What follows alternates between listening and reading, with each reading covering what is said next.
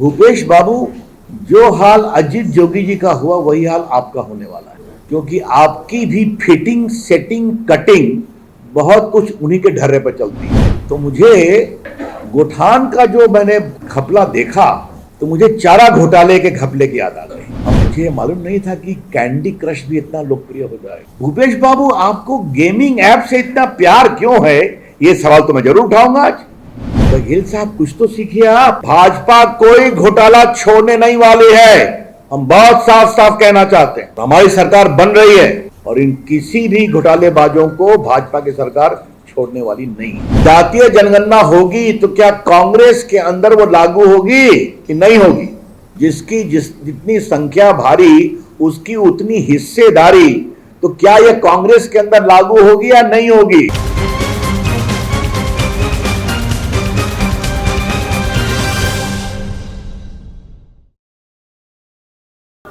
मित्रों, मैं अपनी 4-5 कुछ बातें मुख्य बता दूंगा, फिर आपके जो सवाल होंगे मैं सबों का उत्तर दूंगा अपनी क्षमता के अनुसार।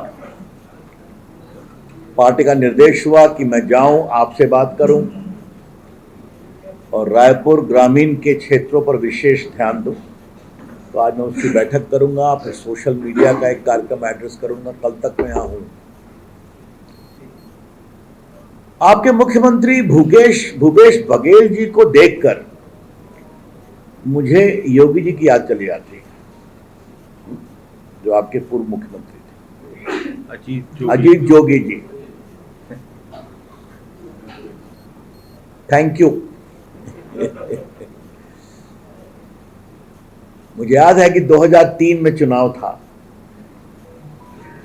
सोनी जी को याद होगा शायद। क्या जलवा था साहब। मैं अटल जी की सरकार में मंत्री था, जूनियर था, तो यहां था कि भाजपा के लिए कोई जगह ही नहीं है, सारी जनता हमारे साथ है, आप लोग कहां से आ गए।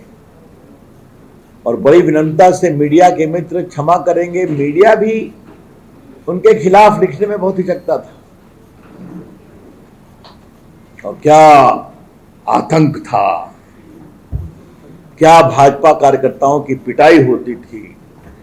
एक दो बार मुझे दिल्ली से भेजा गया था एमपी के साथ इंक्वायरी भी करने के लिए, याद है सुनी जी?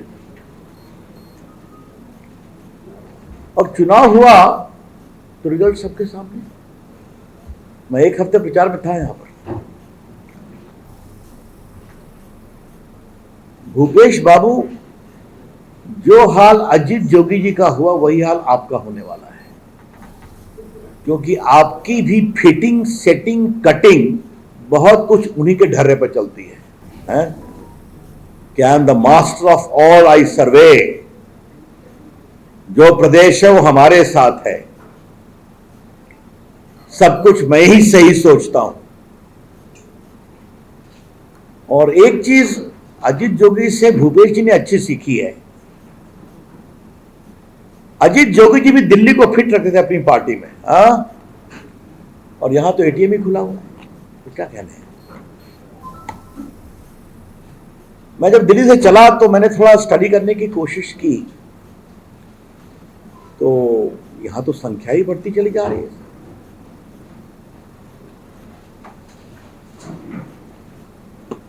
मेरा एक और परिचय है कि मैं वकील भी हूं पेशे से। पहले पटना हाई कोर्ट में वकालत करता था, अब सुप्रीम कोर्ट का सीनियर एडवोकेट हूं, लॉ मंत्री तो रहा ही। तो मुझे गोठान का जो मैंने घपला देखा तो मुझे चारा घोटाले के घपले की याद आ गई, क्योंकि चारा घोटाले में जनहित याचिका करके सीबीआई इंक्वायरी करवाने वाला वकील रविशंकर आपके सामने बैठा है, जिसमें लालू जी को 4 मामले में सजा हो चुकी है, आगे और हो सकती है। तो बिहार में एक नारा था, लालू जी आपने गरीबों का चारा भी खा लिया। भूपेश बाबू, मुझे आपसे आग्रह करना है, अब गोबर पर भी तस्करी क्या है, कहीं तो छोड़िए। कितना करेंगे आप? हमारे मित्रों ने इस विषय को उठाया है, कहीं तो एक जगह छोड़ना चाहिए ना। अब मुझे मालूम नहीं था कि कैंडी क्रश भी इतना लोकप्रिय हो जाएगा। सुबह आते ही हमारे मित्रों ने कहा, कैंडी क्रश क्या है? मैंने दिल्ली में पढ़ा था, जरा मुझे बताया जाए। भूपेश बाबू, आपको गेमिंग ऐप से इतना प्यार क्यों है? यह सवाल तो मैं जरूर उठाऊंगा आज। मैं रिपीट कर रहा हूं, भूपेश बाबू, आपको गेमिंग ऐप से इतना प्यार क्यों है? जब इस मामले की मैं तहकीकात कर रहा था तो मुझे महादेव ऐप की कहानी बताई गई, और इसीलिए मैंने कहा कि छत्तीसगढ़ से मुझे प्यार है। तो जब मैंने महादेव ऐप के बारे में सुना, कहा कि भिलाई का एक नौजवान 200 करोड़ खर्चा कर रहा है दुबई में अपनी शादी में, ये तो कमाल की चीज है भाई साहब। तो पूरी कहानी सुनने में आई। अब वहां ईडी का काम चल रहा है, वहां सीबीआई का काम चल रहा है, सिनेमा एक्टर सबको कैश पेमेंट किए गए। तो अब यहां बताया गया कि महादेव ऐप में भी एक भक्त जो हैं वो भूपेश बाबू से बहुत नजदीक है, उनसे भी पूछताछ की गई है। तो अब समझ में आता है कि गेमिंग ऐप से भूपेश बाबू को क्यों प्यार है कि अपनी पार्टी की महत्वपूर्ण बैठक में भी कैंडी क्रश खेलते हैं। उनको आनंद आता है, हर प्रकार का आनंद। इसीलिए विदेश में भी मामला चलता है। लेकिन बड़ा सवाल यह है कि नौजवान कितने निराश हुए हैं, क्या भविष्य बनाया आपने उनका? ये महादेव ऐप की परतें खुलेंगी तो खूब खुलेंगी, मुझे मालूम है, मैंने स्टडी किया है। यह बहुत दुर्भाग्यपूर्ण है। और भूपेश बघेल जी, बीजेपी की ओर से हम इसको बहुत प्रभावी रूप से उठाएंगे और आपको जवाब देना पड़ेगा। बघेल जी के बारे में मैं एक बात और कहूंगा, वो भ्रष्टाचार में सबको ट्रस्ट नहीं करते। एक कहावत है, खाना भी चाहिए तो मिलजुल कर खाना चाहिए। हाँ, लेकिन जो हमारे सबसे नजदीकी हैं वही बैटिंग करेंगे। जब मैं गया कोयला घोटाले में तो मालूम हुआ उनकी जो सचिवालय में काम करने वाली एक वरिष्ठ पदाधिकारी है वो जेल में है, 2 कलेक्टर जेल में, बाकी जेल में। मैं देश का कोयला खान मंत्री भी रहा हूं अटल जी की सरकार। छत्तीसगढ़ कोयले की खान है, मुझे मालूम है, और जानबूझकर यह योजना बनाई गई कि इसको ऑक्शन से करना है ताकि इसमें पारदर्शिता आए, लेकिन उसको ही बदल दिया गया। और कैसे बदला गया ये आपने देखा, कहां कहां कट जाता था कितना, तो पूरा सिस्टम ही बदल दिया गया। तो हमारे मित्र सांसद सोनी जी ने बड़ा अच्छा नाम दिया, छत्तीसगढ़ में भ्रष्टाचार भी बहुत पारदर्शी है। ये शब्द मुझे अच्छा लगा, इसलिए मैं उनको ड्यू क्रेडिट दे रहा हूं। बड़ा कारोबार बड़ा ऑनेस्ट चलता है। There is a great honesty in dishonesty, अगर मैं अंग्रेजी का शब्द का प्रयोग करूं तो चोरी में भी बड़ी ईमानदारी है। तो 500-600 करोड़ का कोयला घोटाला पर लगा कि अब समाप्ति होगी, तो फिर मैंने एक्साइज घोटाले में जाने की कोशिश की, तो वहां तो और कमाल हो गया, हॉलोग्राम डुप्लीकेट बन गया। आप सभी जानते हैं, मैं उसको रिपीट नहीं करूंगा। एक बात मुझे जरूर कहनी है, कागज कहां गया, ये मैं आपके लिए लाया था। आज मैं टाइम्स ऑफ इंडिया में एक खबर पढ़ के मैं मन ही मन मुस्कुराने लगा, तो हमने कहा आप लोग के सामने कहूंगा। ये श्रीमान पवन खेड़ा का वक्तव्य है, जो कांग्रेस पार्टी के नेता है, प्रवक्ता है। Congress firm on imposing liquor ban in Chhattisgarh, इनके शब्द हैं। और अंग्रेजी में कहा है, मैं कहना चाहता हूं, clarified Paul promise regarding liquor ban. Talking with media person, senior Congress leader Pawan Khera said that to ban on liquor in Chhattisgarh is in focus of Congress government, which can be achieved only by taking one step at a time. एक समय एक कदम। तो भूपेश बाबू, ये आपकी official line है। अब 5 साल पूरे हो गए, अब कब कदम उठाइएगा? आप कदम कभी नहीं उठाने वाले थे, जुमला था, अगर मैं आप ही के शब्दों का प्रयोग करूं, क्योंकि ये आपके लिए नोट कमाने वाली मशीन थी, एटीएम दिल्ली तक के लिए। और देखिए, किसी को बेल नहीं हुआ है। ये बहुत बड़ी बात मैं कहना चाहता हूं, किसी को बेल नहीं हुआ। क्या कोयला घोटाला, क्या शराब घोटाला। अब जब ये सब मामला हो गया, तो मैं भूपेश बाबू आपको एक बात कहना चाहता हूं। आप तो कांग्रेस के नेता है ना, थोड़ा यूपीए के अनुभव से काहे नहीं सीखते हैं? कोयला घोटाला, कॉमनवेल्थ घोटाला, आदर्श घोटाला, आपके, मैंने एक बार संसद में एक बात कही थी, टेलीकॉम घोटाला, वो 2G घोटाला मैंने बताया। तो मैंने एक बात कही थी कि अपनी संस्कृति में शरीर पंच तत्व से बना है। पंच तत्व क्या है कि ये शरीर बना है पृथ्वी, अग्नि, वायु, आपके फिर आकाश, इन सब से बना। और अपना सिद्धांत यह है कि जब आप दुनिया से जाएंगे तो उसी अग्नि में अपने को स्वाहा करना है, यही ना। कांग्रेस पार्टी के मित्र इतने प्रभावित थे कि उन्होंने कहा जब तक 5 तत्वों में भ्रष्टाचार नहीं करेंगे तब तक इसका सम्मान नहीं होगा। उन्होंने करके दिखा दिया।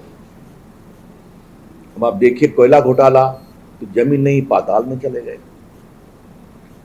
कॉमनवेल्थ घोटाला कर दिया उन्होंने, आदर्श घोटाला, ये सब जमीन के घोटाला थे। आकाश में सबमरीन घोटाला कर दिया है, हेलीकॉप्टर में हेलीकॉप्टर घोटाला, जल में सबमरीन घोटाला,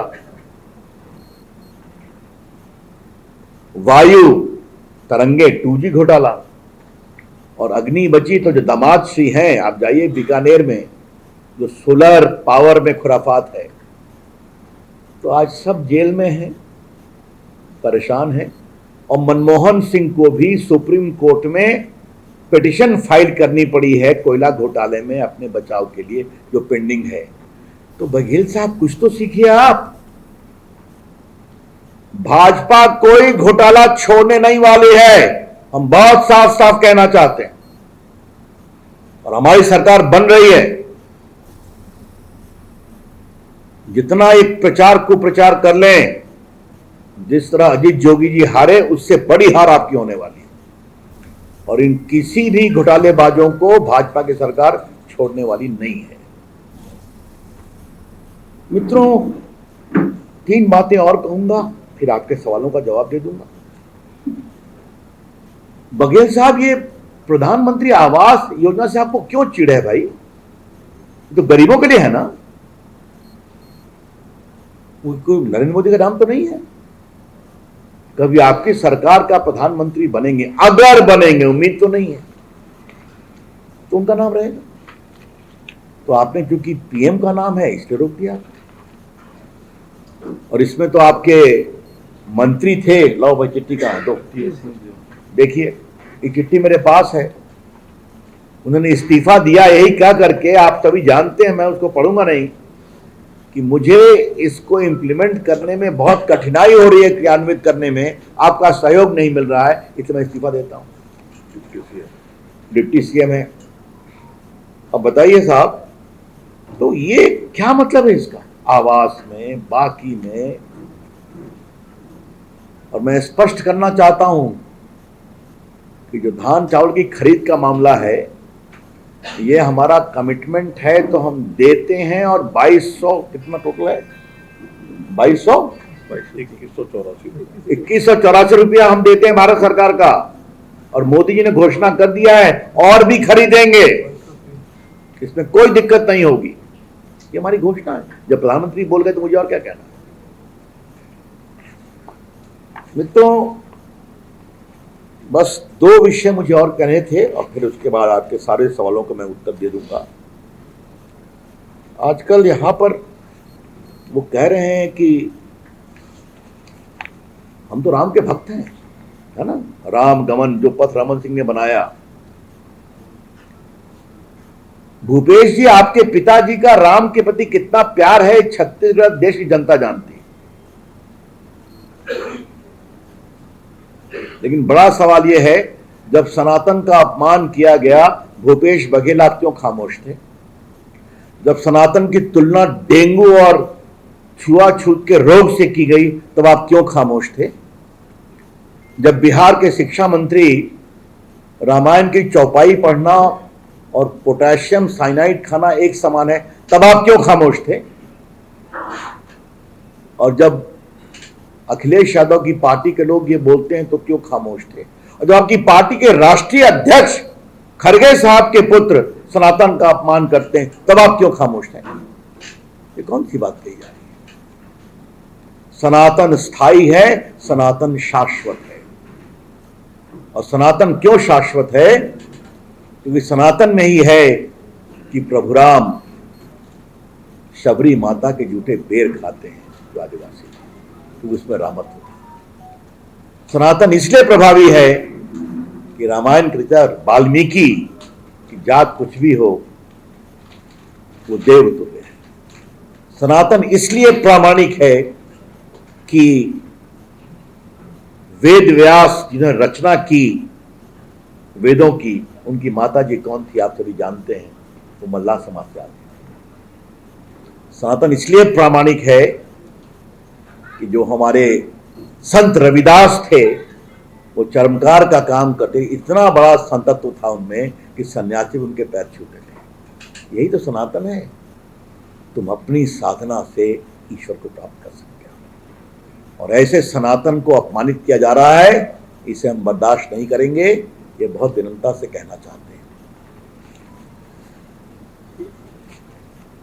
अब देखिए, सोनी जी मुझे दिखा रहे हैं कि पीएससी घोटाला आप भूल गए। हमारे बिहार में कहानी है सोनी जी, कापर करूं सिंगार। अब देखिए वो हंस दिए, समझ गया मैं क्या बोलने जा रहा हूं। कितने घोटाले गिनाऊं मैं? अब देखिए, हमारे सांसद जी का आग्रह है और ठीक भी है, पीएससी घोटाला। भैया, आप नौजवान लोग को नियुक्ति कर रहे हैं, उसमें भी चेयरमैन साहब की पत्नी, अरे बेटा, बहू, बाकी लोग, क्या हो रहा है? कोर्ट को रोक लगाना पड़ा। एक जनहित याचिका, एक बाकी। एक बात तो सीख लेते बंगाल से, जहां कितने करोड़ रुपए निकले और कितने लोग जेल में हैं। मित्रों, आजकल जातीय जनगणना की बड़ी चर्चा है। राहुल गांधी जी को ऐसा है ना मित्रों कि राहुल गांधी तो मैंने संसद में कहा, वो होमवर्क नहीं करते, तो उनको जो पुड़िया में दे दिया जाता है उसको पकड़ लेते हैं। तो बिहार में नीतीश बाबू ने उनको जातीय जनगणना की पुड़िया पकड़ा दिया है, हा? कभी सावरकर की पुड़िया, कभी कुछ चलता रहता है उनका। तो आजकल यही है। एक बड़ा मैं प्रामाणिक सवाल उठाना चाहता हूं आज रायपुर के मीडिया के सामने। जातीय जनगणना होगी तो क्या कांग्रेस के अंदर वो लागू होगी कि नहीं होगी? जिसकी जितनी संख्या भारी, उसकी उतनी हिस्सेदारी। तो क्या यह कांग्रेस के अंदर लागू होगी या नहीं होगी, या वहां वही चलेगा? इंदिरा जी, राजीव जी, सोनिया जी, राहुल जी, प्रियंका जी, हमारे बिहार में लालू जी जेल गए तो राबड़ी जी, उसके बाद तेजस्वी जी, बेटी मीसा भारती वो लोकसभा में हार गई तो राज्यसभा चली गई। दूसरे बेटे तेज प्रताप ने कहा मुझे क्यों नहीं बताया, मनाया, तो उनको भी एक टॉफी दी गई। मुलायम सिंह यादव तो अखिलेश यादव तो ताऊ नाराज। बंगाल में ममता जी के भतीजे चढ़े हुए हैं कि भाई आपका बहुत हो गया, अब जगह खाली करो कि मैं आऊंगा, यही चलेगा क्या? ये छलावा कब तक चलेगा? ये क्यों चलना चाहिए? हमें गर्व है इस बात का कि भाजपा ने ईमानदारी से पिछड़ों, दलितों, आदिवासियों सबों को आगे बढ़ाने का काम किया है। और आज मैं छत्तीसगढ़ में इस बात को रखना चाहता हूं कि देश की पहली आदिवासी नेत्री, गरिमामय नेत्री आदरणीय द्रौपदी मुर्मू जी को राष्ट्रपति बनाया हमारी सरकार ने बनाया। और विरोध किसने किया? कांग्रेस ने किया। देश के गरिमामय नेता हमारे राष्ट्रपति बनाया, किसने विरोध किया? कांग्रेस ने विरोध किया, रामनाथ कोविंद जी। और क्या वो लिस्ट गई जो भी उन्होंने टिकट दिया? दे दो। कांग्रेस को तो टिकट का पता ही नहीं है। हमने आते पूछा कि कांग्रेस का टिकट क्या हो रहा है? मुख्यमंत्री का टिकट हो गया तो कहा नहीं हुआ है। कहा क्यों नहीं हुआ? तो बताया गया कि वो अपनी सीट के बारे में दो मत में है कि गड़बड़ा तो नहीं जाएंगे। देखिए, अभी तक जो टिकट हुआ है उसमें भाजपा ने छत्तीसगढ़ में 31 ओबीसी को टिकट दिया है, 30 आदिवासी भाइयों बहनों को दिया है, 10 आपके अनुसूचित जाति भाइयों बहनों को दिया है, महिलाओं को 14, पहली बार 43, युवा 34, 85 में मैंने पूरा ब्रेकअप दे दिया। और देश में सबसे अधिक सांसद ओबीसी के भाजपा के हैं, SC ST के भाजपा के, सबसे अधिक विधायक भाजपा के, 11 मंत्री हमारे केंद्र में ओबीसी समाज से आते हैं, प्रधानमंत्री स्वयं ओबीसी समाज से आते हैं। तो ये हम काम करते हैं। और बिहार में जिस तरह से जनगणना हुई है, जानबूझकर अति पिछड़ा समाज की संख्या कम की गई है और रोज धरना प्रदर्शन हो रहा है। तो ये है इनका हिसाब जातीय जनगणना का। धन्यवाद मित्रों, ये विषय इतने थे।